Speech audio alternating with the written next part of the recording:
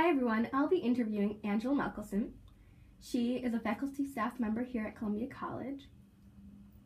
And recently, she was the president of IRID, the Illinois Registry of Interpreters for the Deaf.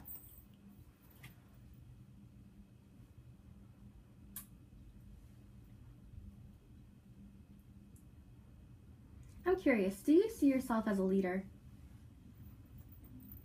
Definitely.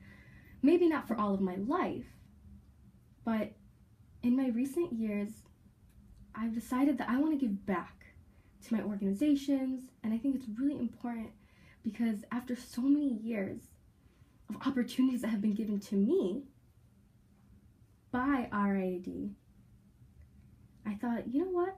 I want to become a leader. And so I took that opportunity, and I was grateful to become president of IRID. Truth be told, my first experience as a serious leader was for that organization. I see.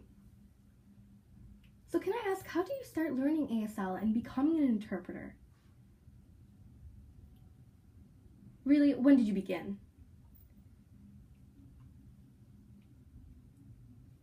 Did you see yourself becoming a leader for this major? Actually, no.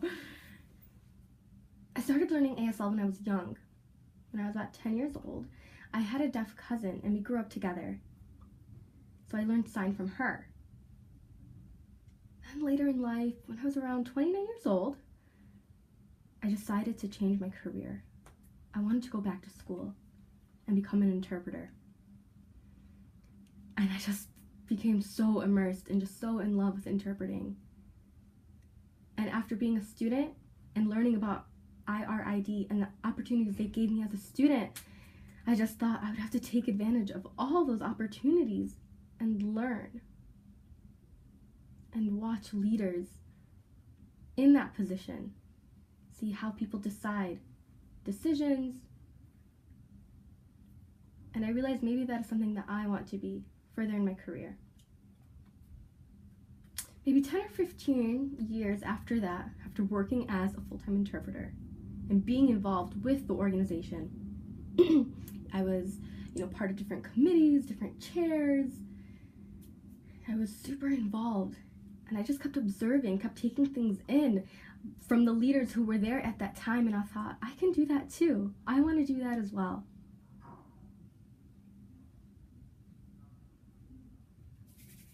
And I was so motivated to become like the leaders who taught me so much.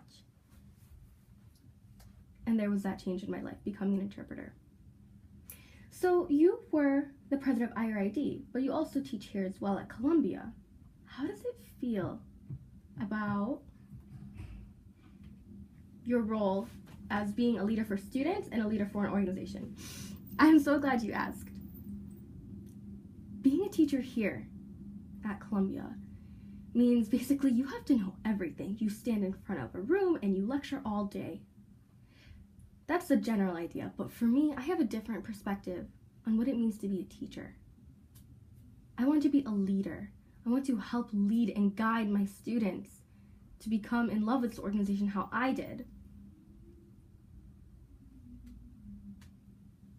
So after 2 years of teaching them and they graduate, I want to help them map their future. I want them to become our future here, to come back as teachers and do as we did.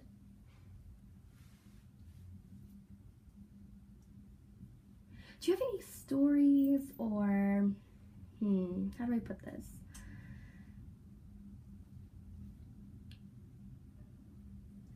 Anything particular you'd like to share as a professional or about your personal life? Well,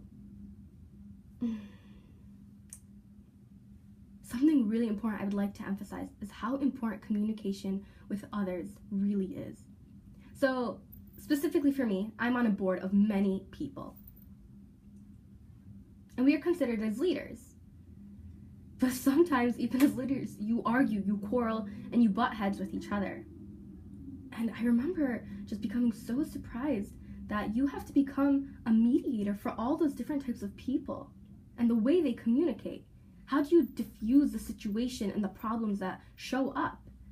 I had no idea how to do that.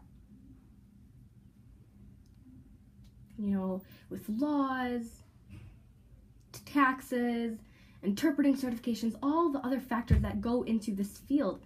How do you navigate that? And how do you manage the people as well? I had no idea. Because I know how to be an interpreter and guide students as interpreters when I'm in charge, but as a board, you are all equal. There is not that dynamic of teacher and student. But with board members, when you all have the same input, because you're all leaders, how do you communicate with each other? How do you facilitate that discussion? And I think that's really important to emphasize, that communication is key.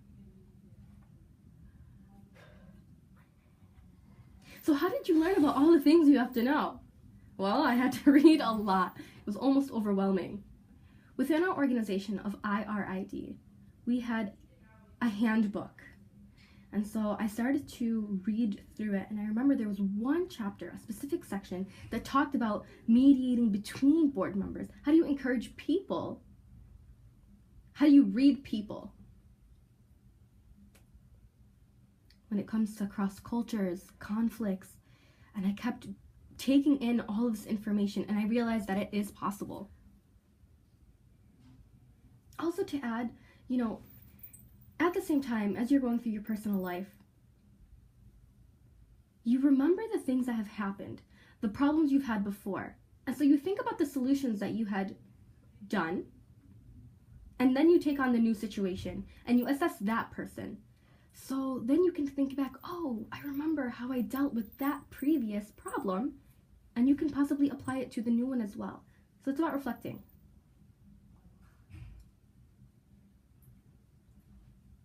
So you mentioned that you didn't know before, that you didn't know a lot about becoming a leader. So now what is your personality like?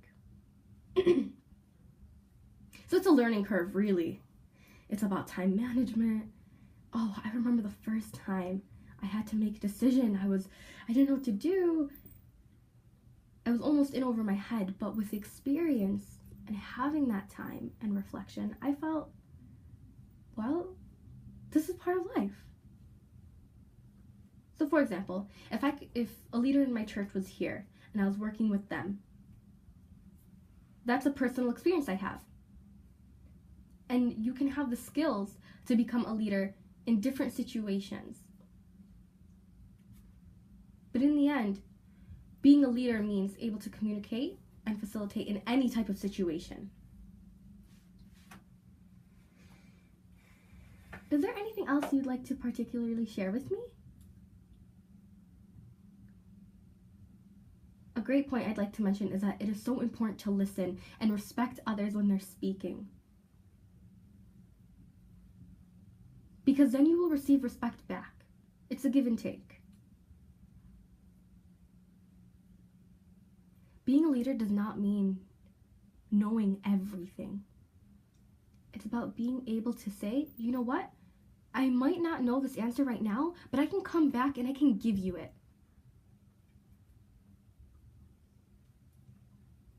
Being a leader does not mean being the best or being an expert in every situation.